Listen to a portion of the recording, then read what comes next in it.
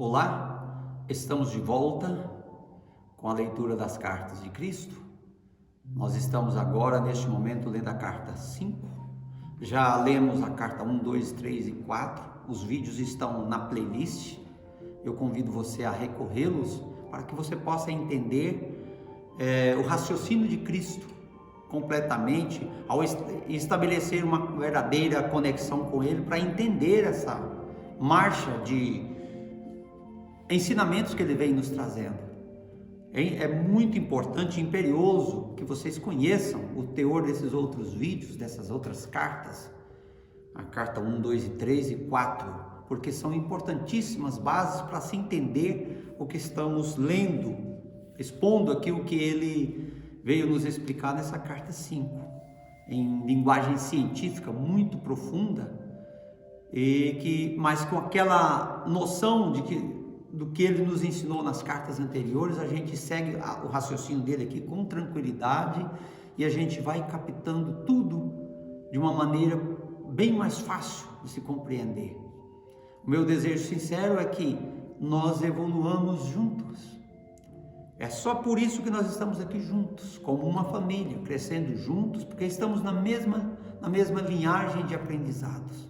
Estamos aprendendo junto com o professor Mor, que é o nosso Cristo, o grande presente da atualidade que nós recebemos. E que ele possa estar junto contigo, acompanhando esta leitura agora e inspirando a sua consciência, expandindo a sua mente, a sua consciência, para compreender bem a linguagem dele e deixar aí um fio de luz de maior entendimento. Então nós vamos fazer a oração antes de continuar a leitura no ponto em que paramos no vídeo anterior. E eu convido você a fechar os seus olhos para a gente poder fazer essa oração. Pai, Mãe, Vida, Tu és minha vida, meu constante apoio, minha saúde, minha proteção, o pleno atendimento de todas as minhas necessidades e minha mais alta inspiração. Eu peço que me reveles Tua verdadeira realidade. Sei que é Tua vontade que eu seja plenamente iluminado e que eu possa receber melhor a consciência da Tua presença em mim e ao redor de mim. Creio e sei que isto é possível. Creio que Tu me proteges e me guardas no perfeito amor. Sei que meu propósito final é Te expressar. Quando falo contigo, sei que Tu estás perfeitamente receptivo para mim, pois Tu és a inteligência amorosa universal que maravilhosamente concebeu este mundo e o tornou visível. Sei que quando Te peço para falar comigo, eu envio um raio de luz de consciência para a Tua consciência divina, e que, quando eu escutar, Tu entrarás em minha consciência humana e virás cada vez mais perto do meu espírito e meu coração, mais e mais receptivos. Eu confio o meu ser e a minha vida aos Teus cuidados. Gratidão. Seguindo aí as diversas exposições e questionamentos que o Cristo impõe à ciência, como que alfinetando a ciência para que ela acorde para a realidade e comece a estudar a realidade do ser, nós vamos seguir então na página seguinte, na página 173 do livro, o primeiro parágrafo, quando ele diz o seguinte: se os profetas de antigamente tivessem sido presenteados com a teoria da autoduplicação molecular, não teriam nenhuma dificuldade com tal acontecimento mágico e diriam que Deus fez as combinações químicas e as impregnou com vida. Porém, essa também não é a explicação correta. Este antigo conceito religioso de um Deus no alto, criando de longe, é o que impede o cientista de avançar na direção de reflexões espiritualmente mais conscientes. Portanto, apesar de a ciência parecer emancipada das velhas doutrinas, continua mentalmente atada e obstruída pelos temores de velhas proibições, como no século XIX. Ela adota suas ridículas teorias porque ainda não percebeu a realidade de nossa fonte do ser, por trás e dentro de toda molécula viva. Continuando a sua história da criação, a ciência afirmou que depois da autofabricação de moléculas vivas capazes de duplicarem em si mesmas, elas constituíram a si mesma em uma vida viva, tão pequena que não se pode ver a olho nu. E esta se tornou o material de construção básico para toda a multiplicidade de organismos vivos, incluindo as plantas, os insetos, os répteis, as aves, os animais e o próprio homem. Assim, todos os seres vivos teriam um antepassado em comum, a primeira molécula viva. A ciência não pode explicar por que as moléculas autoduplicantes se combinaram para formar uma célula viva. Isso continua sendo um mistério para a ciência até hoje. A célula viva, segundo diz a ciência, se reproduz indefinidamente em bilhões de formas diferentes. Essa é a base para a construção do universo visível. Como pode ser isso? Que impulso motiva tal duplicação? A ciência não pode dizer. Entrincheirada em sua própria cegueira, tem se limitado, e as pessoas com ela, a uma cegueira materialista. E agora, a primeira célula viva merece a plena atenção de qualquer um que esteja buscando seriamente a dimensão espiritual e a fonte principal da existência. Porque a primeira molécula viva e a primeira célula viva são as primícias, ou seja, as primeiríssimas evidências de alguma atividade inteligente dentro da matéria, dentro do universo. O primeiro traço mostrando sensatez e sensibilidade é a função da membrana que envolve a célula, fornecendo proteção e individualidade. Pense nesse fenômeno milagroso. A célula absorve do ambiente somente o alimento selecionado através da membrana. Não só absorve o alimento correto, mas depois de nutrir-se, ainda elimina o resíduo através da membrana permeável. Você deve perguntar a si mesmo: como pode a membrana puramente física da célula, invisível a olho nu, distinguir e selecionar o alimento correto, objetivando aumentar seu bem-estar e ter suficiente discernimento para desfazer-se da matéria tóxica não desejada? Você não vê um alto grau de propósito em toda esta atividade? Você pode acreditar que esse propósito seja acidental? E o propósito não é a grande marca da inteligência? São muitas perguntas que o Cristo vai fazendo. E mais, ele diz, a membrana da célula continua a fazer esse trabalho de selecionar o alimento e descartar a matéria tóxica em bilhões de bilhões de diferentes circunstâncias e condições relacionadas com a sobrevivência de diferentes espécies em diversos ambientes. Isso não é a evidência do propósito que se mostra dentro de cada ação de cada espécie, seja insetos, plantas, répteis, aves, animais ou seres humanos?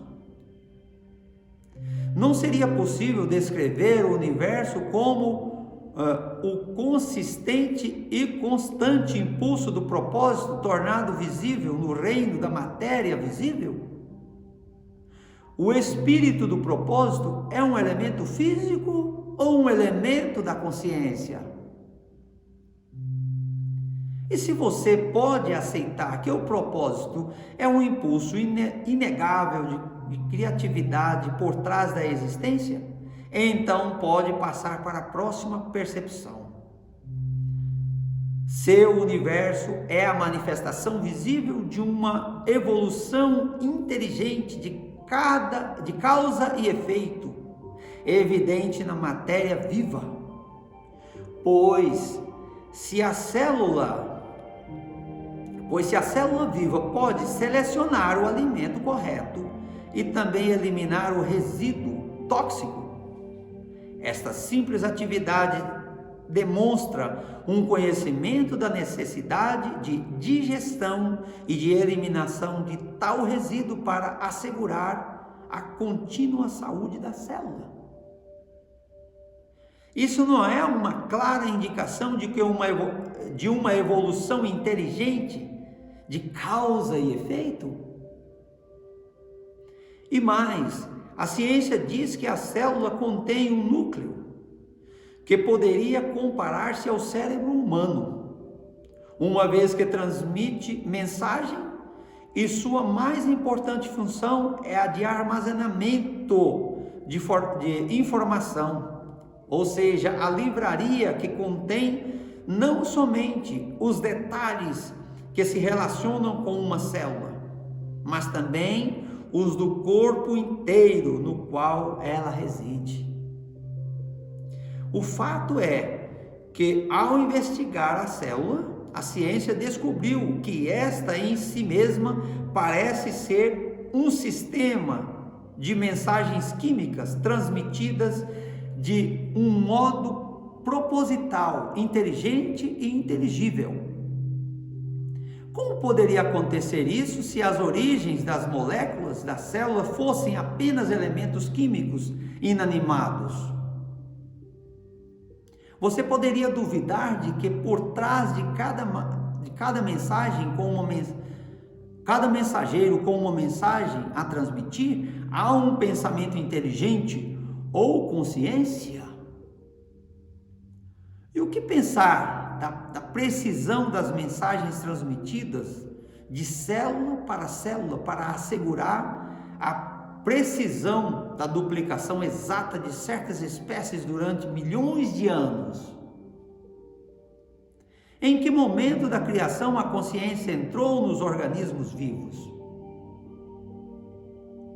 E como foi que o pensamento inteligente que considera e decide chegou ao campo da matéria inanimada e inconsciente? Sem a consciência inerente, como pode ocorrer tanta atividade informada e informante em uma célula que é invisível a olho nu? Tal atividade não é o produto da consciência, conhecimento, demonstrando a presença de vida e inteligência em seu aspecto mais básico? Uma simples célula viva em forma de bactéria pode mover-se sozinha e viver sua própria vida especializada e excitante no ambiente, ou como um vírus, realizar seu trabalho especializado e mortal de atacar alvos específicos nos organismos vivos, como o vírus agora dessa pandemia, o vírus do câncer. Por outro lado, a célula pode estar fixa em um organismo, realizando seu trabalho altamente importante de construção e de manutenção de alguma parte do organismo. Tal trabalho produz matéria viva, precisamente adequada e necessária ao órgão vivo sobre o qual trabalha, sejam partes do corpo humano ou de vida animal ou vegetal, tais como os dedos dos pés dos seres humanos e o baço, ou a pele do animal e as presas, ou as escamas dos peixes e as plumagens das aves, ou a copa das árvores e as folhas dos ramos, ou as pétalas das flores, ou as antenas das mariposas e suas asas diáfanas, a pele do réptil, dos crocodilos e seus dentes, e os olhos da lula que mudam de cor segundo a sua necessidade de camuflagem. Cada um desses fenômenos físicos completamente diferentes e aparentemente não relacionados foi criado pelo trabalho especializado e individualizado de bilhões e bilhões de células vivas idênticas. Ao contemplar a grandeza e a diversidade do trabalho realizado por uma simples célula viva e invisível a olho nu, você pode acreditar em um universo mecanicista? Seria possível fazer tudo isso se a matéria produzida por tais células fosse ilógica, sem nenhum objetivo razoável e sem nenhuma razão para a sua existência, desprovida de consciência pessoal? Este não é o caso. Estas células vivas idênticas trabalham juntas, em harmonia dentro do homem ou do animal, para fazer um fígado com suas múltiplas funções do corpo, para criar o olho complexo que tem seu propósito específico de pôr o organismo em contato direto e inteligente com o seu ambiente, incorporando a ajuda do cérebro, para fazer ossos fortes expressamente desenhados e em conjunto com os tendões e músculos para unir-se a outros de maneira tão conveniente que permitem o pleno e ágil movimento do organismo. Além disso, as células nunca interferem no trabalho de outras células. Ao criarem um rim, não fazem de repente uma orelha.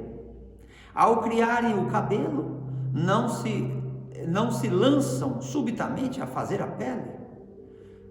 Não, as células criam o couro cabeludo e as mesmíssimas células criam o cabelo. A única diferença entre as células da pele e as do cabelo é o trabalho que realizam, segundo após segundo, durante toda uma vida. Por quê? Pergunta o Cristo. Qual é o fator motivador e inspirador?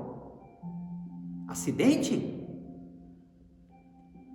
Que inteligência organizadora pôs em movimento todo o processo de criação, desde o nível mais fundamental de formação de simples elementos a partir de partículas elétricas livres no espaço, até a combinação de elementos para formar substâncias químicas, a combinação correta de substâncias específicas para formar uma molécula viva, a combinação correta de moléculas vivas para fazer uma célula viva que pode receber alimentos, eliminar resíduos, construir segundo especificações claras, deslocar-se e sustentar consistentemente esse enorme edifício da criação através de bilhões de anos.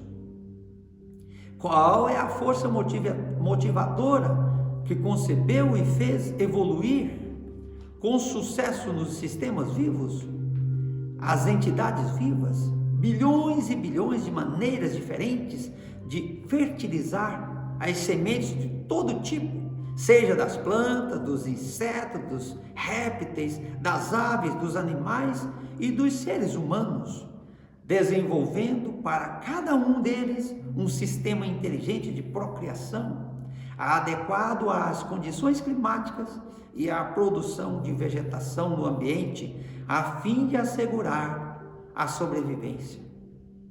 A sobrevivência não é também uma evidência de atividade com propósito inteligente? E assim segue o Cristo, com suas séries de exposições e indagações para a ciência, com o fito de despertar a mente dos cientistas a buscarem mais fundo, compreender os princípios dessa criação.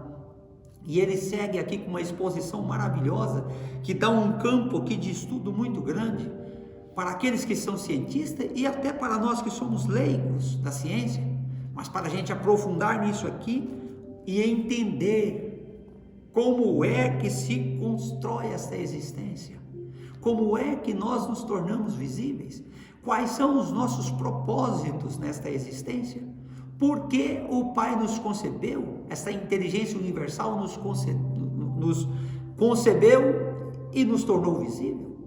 Qual é o nosso propósito? Se não expressar a tua vontade, se nós não compreendermos essa vontade, como a gente pode expressar essa vontade? E esse é o desejo do Cristo ao fazer essas exposições. No próximo vídeo nós continuaremos com esta exposição científica que ele veio nos trazer, com exaustão nessa carta 5. E nós continuaremos a fazer essa exposição e meditar sobre esses pontos que ele veio nos trazer, sobre esse importante trabalho dessas células do nosso interior que precisam estar carregadas de boas energias, para que ela possa nos transmitir saúde e um desenvolvimento saudável em todos os níveis da nossa existência, e principalmente no nível espiritual. O meu desejo sincero é que o Cristo ilumine a tua mente e expanda cada vez mais a tua consciência, carregando você para uma imensidão universal a ser entendida por todos nós, e a gente buscar compreender isso de agora para frente, eternamente.